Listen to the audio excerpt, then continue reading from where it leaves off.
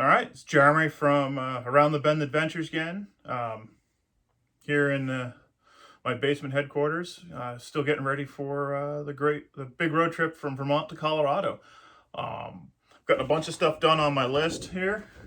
Got a lot of truck stuff done. Actually, just had an oil change done and had a computer update, which supposedly will fix the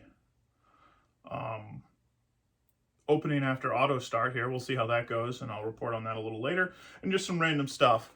I guess what we're going to talk about here is I've had some questions about what am I putting in my pack. So this isn't really related to the truck. This is more related to what I carry on my back for a day of teaching Avalanche safety, and then also I'll cover my kind of backcountry fishing pack as well.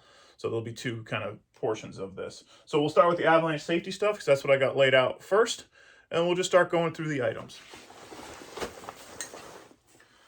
So first is a Mystery Ranch. What is this one? It's a 35-liter ski-specific pack. For doing snow science work or snow work, I really like a ski-specific pack for a couple different reasons. This one has a nice pouch on the outside where I can put my shovel if I'm going to be using it a lot. It has a dedicated pouch on the outside for putting all your shovel, probe, saw, snow science stuff, so you don't have to mix that in. It just makes getting it out so much easier. And what's really nice is they have a back access as well. So all of this stuff I'm going to show you is going to go in this pack. I won't show you the actual packing process, but I like about a 35-liter pack for kind of snow science work. It may be a little big for general touring, but it works good for kind of instruction because I got to carry a lot of extra stuff. I got to carry some group gear and whatnot. So a 35-liter is nice for me. I know a lot of people that like a 25-liter pack. So the first couple things we're going to talk about are the actual snow safety or tools themselves. So first thing I have is my Avalanche probe. This is just kind of a general one. This isn't a carbon fiber one or anything like that. I tend not to use that when I'm working because they do break. So I like this cheap aluminum ones, the black diamond one. Otherwise, that's about it on that. I have a snow saw. Particularly like this one because the blade folds into the handle. And I can attach it to a ski pole. So I like this one, and there's nothing sharp for it to get caught on. And then my Avalanche shovel. I really like a big aluminum shovel. It's told to me, and I really stand by it. Carry a shovel you would want to be dug out with, right? Because at times, if you don't do this stuff too often, you got to be able to move a lot of snow. So I like to be able to move snow. This is the biggest shovel I can fit into my pack. Black Diamond does make one larger, but it doesn't fit into my pack, so I haven't purchased it yet. But this is a great shovel and had great luck with it. This is EVAC 7, so it's a 7-inch blade. I have EVAC 9, but it just won't fit into my pack. So the next things I have here are my snow science kit. So I got a Sharpie, 2 Celsius thermometers, a mechanical pencil, pen, a loop. I've actually started using the magnifying glass or zoom function on the iPhone, and it's been working really well. I have a compass that I keep in here for slope angle stuff. I'm a little bit out of coffee stirrers that I use for layer detection. I have my handy dandy American Avalanche Association cheat card for recording that stuff, as well as, again, this is an instructional thing. I have a couple extra crystal cards. Then I have my planning kit. So I have a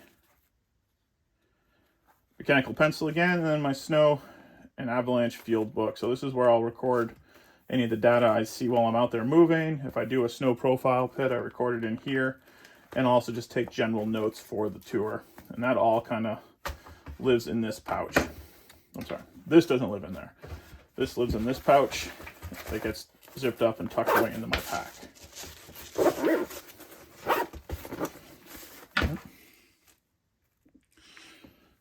So the book and my good Silva Ranger compass. This goes in the waist belt pocket of my pack. This goes in a pocket on my pants so I can record stuff as we go. So I try to keep these two items handy. I tend to keep a tarp with me so I can use this as packaging if someone gets hurt. I can use it as a shelter if I need to spend the night. This is a pretty heavy duty one, so again, it definitely works really well for like the more school-based or educational-based model. I like to have a big, heavy pair of mittens. These are the kind of find me dead mittens, as they're called. I'll put these on kind of when I'm burned through everything else and it's getting really cold, as well as having a nice warm balaclava as well, just kind of for that last ditch insulation. Next we come to my kind of little repair kit. So in this repair kit, I have some blister stuff. There's a lighter tucked in there. Got some chapstick. I have skin wax, which is really important. Got a multi-tool. And then a black diamond tool that's designed for ski bindings to reattach them. All of that zips up nice and small.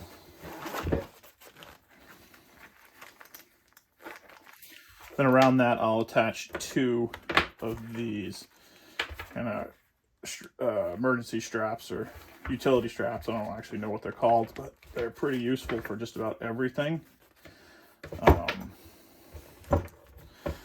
And yeah, and that'll live in my pack, kind of tucked away, out of the way.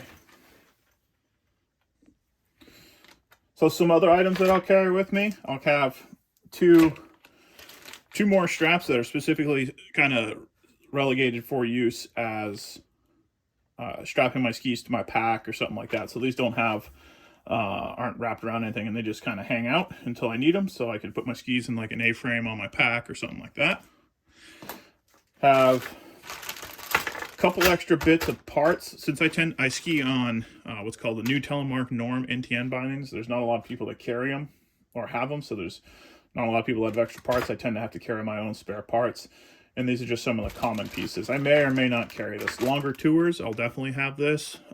Day stuff, I might not bring this with me all the time just because if I know it's an easy trip back to the truck. Kind of getting close to the final little bits here. Always have some sunscreen with me. Got extra goggles. Moving into, I have a headlamp with extra batteries. This is different than the normal headlamp. This one just lives in my pack again, and if I know I'm leaving in the night and dark, I'll use it for that. But otherwise, this is my skiing only. I won't use this around camp or anything like that. Last thing is I got a vacuum bottle. This is like a 20-ounce vacuum bottle that I'll put hot tea in so I can have some liquid, because I don't tend to carry a lot of water when I go out, but I like to have it nice and hot when I do.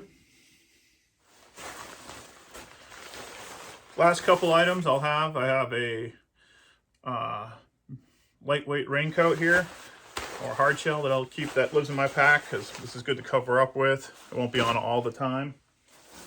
And then a nice down puffy layer, right? I really like this because it packs up super small, it's light. It's been real durable so far, and it's really warm, so it's nice. I'll pull this out when we stop or whatever.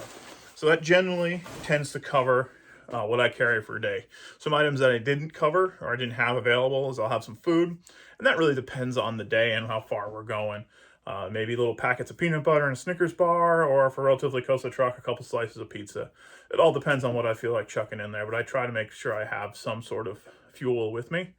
And then extra batteries for every item I'm carrying. So I'll have a battery and cable. That's important to charge my phone, which is my main navigation device and communications. I'll have batteries for my headlamp, and I'll have batteries for my Avalanche transceiver. Right, those are the main things I carry that require batteries. If I do take a headlamp that's charging, then I'll make sure I bring a cable that I can recharge my headlamp with as well. So I just want to make sure I can redo everything I have, because it sucks getting stuck out at night in the dark. So that's what I carry for a day of avalanche instruction and moving around an avalanche terrain.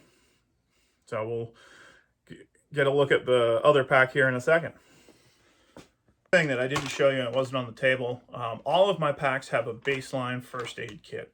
So I define first aid into kind of 2 sections. There's self-aid, self-care, that's the moleskin for blisters, Tylenol, ibuprofen, Imodium, that kind of stuff. The comfort items to make your day a little bit better. And then there's first aid, which is stuff you need to save someone's life.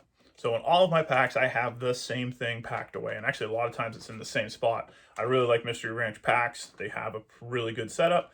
So they all live in roughly the same spot, which is normally the hydration bladder pocket, because I don't use hydration bladders. And the baseline for it is simply what comes in the eye pack. This is a demonstration one here. So inside this, I have a tourniquet, compressed gauze, combat gauze, combat dressing, some chest seals, and just a few other items that I am very familiar with and like to have. I vacuum seal them all, and they get tucked inside the pack, and they just stay there. I never take them out. That way I know it's always there. So I do have first aid items. In my ski pack, I actually had 2 SAM splints, because I'll need that for splinting. And in my mountain bike pack, I tend to not have the SAM splints because I don't really need to splint much there. I can find something. So it kind of varies, but the baseline's all the same. And I like to make sure I have those items. And I don't use them for anything else. They live vacuum sealed away. Take them out once a year, look at it, put it away again. So I know it's always in there, because these are the items that'll save someone's life, and the other stuff makes you comfortable. All right, so moving on to kind of my general kind of backwoods pack that I tend to use when I go hunting, or in these cases, I'll be carrying it with me when I go fishing. Any place I'm kind of heading off grid to hunt or fish or anything like that, I've been taking this pack with me. So it's a smaller pack. It's a Mystery Ranch Scapegoat 25. Now, I'm not sponsored by Mystery Ranch. I do have a lot of their packs. I kind of wish I was, but at this point, I've bought everything I need, so I don't know if it would help me any. I really like this pack. It's got big stretchy pockets on the outside, so I can put like oversized items in it, fly rod tubes or decoys or anything like that. They're pretty, you can fit a lot of stuff in there, so it's real nice. And it seems to be just about the right size. Also like the fact that it opens up nice and wide so I can get stuff out of there, and it's got some pockets to organize everything. And yeah, I've been pretty happy with it so far. I've hunted with it for a few years and used it for assorted other things. It works great. On these top pockets here, this one tends to be where I'll put my hunting license and that kind of stuff. The second one here is where I have food, little pouches of peanut butter, a hat, and my headlamp. This is a rechargeable version of it, so I like this one. This is a little better light. And then here I have emergency signaling stuff, as well as some waterproof socks for kind of my feet get wet. So now let's cover what goes inside this thing. So in no particular order, if you've seen kind of some of my other previous videos, I have an MSR mini filter here. This one's great. It's super small, so I can go ahead and just pump the water out of wherever I need it, and it works great. That lives in the pack. I keep it in a Ziploc bag just so everything doesn't get wet. Have this folding hand saw. It's called a Wyoming saw.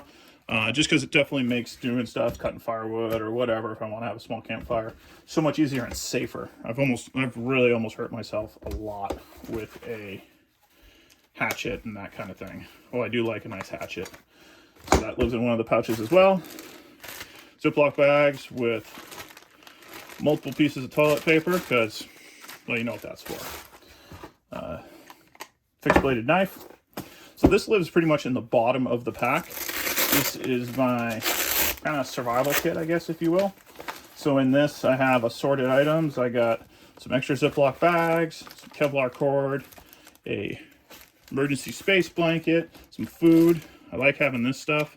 This is some fuel gel. Use it to start fires, kind of in place of heat tabs, as well as matches, more cord, some electrical tape, just general stuff to fix or keep myself going, and another knife. And that all kind of lives wrapped up in this little pouch, nice and neat at the bottom of the pack, where I know it's always there. The next pouch I have here, and this one I can sometimes carry over to my ski pack. This is kind of just my lightweight stove kit. So I have a titanium pot with The stove, it's a Snow Peak one, ultralight one I bought years ago. Got a lighter, I got some instant coffee creamer in there and some cord. And then I just put a lot of paper towels in here because it rattles and it just drives me insane. So I don't want the rattle. I have a fuel canister for it. And then freeze-dried chili mac and beef. One of my favorites. So if I ever need to, I can take that. So this will sometimes jump over to my ski pack if I need it. But I've honestly found that a lot of times when I'm out skiing or fishing or doing any of the backcountry hunting or wandering skills, it's nice to have a stove. Sometimes you just want to sit down and chill out. And the last thing, I got to dump this out and clean it, is I have a 1 liter plastic bottle. So I may leave with this full, or I may leave it with it empty. It all depends on the day, but I can always fill it if I need to. And in that survival kit, I also have chemical tablets, so if my filter stops working. So that's my kind of general backwoods pack. Items not shown again. The first aid kit's in there. That's just tucked away nice and neat in there, and that's just the general one. I went a little heavier on the bleeding control on that one because that's the pack I use hunting, and I have sharp items here. Things that weren't shown there, sometimes I'll add sports-specific things. So if I'm going hunting, I'll have my game calls, extra ammo, camouflage material, whatever it may be, stuff to haul out a injured, downed animal. Or if I'm fishing, I'll have extra fly material or whatever. Sports-specific things in there as well. Things also that I'll carry over from my ski pack on this trip is the raincoat and the puffy coat. So those will both bridge over. I just don't want to bring extra stuff. So I'll bring that raincoat and the puffy coat and probably a pair of gloves that will always live in that pack as well. That's generally what it is. I try to keep it as light as possible so I don't carry a lot of extra dumb stuff because it's easy to overpack. And I really hate doing that and because it does take away from the enjoyment of the sport. But that's what I've packed. I've had great luck with that. All my time in the military has kind of sent me towards what I packed there, and it's worked really well. So thanks. Hopefully that was enlightening. And that's what I put in my packs.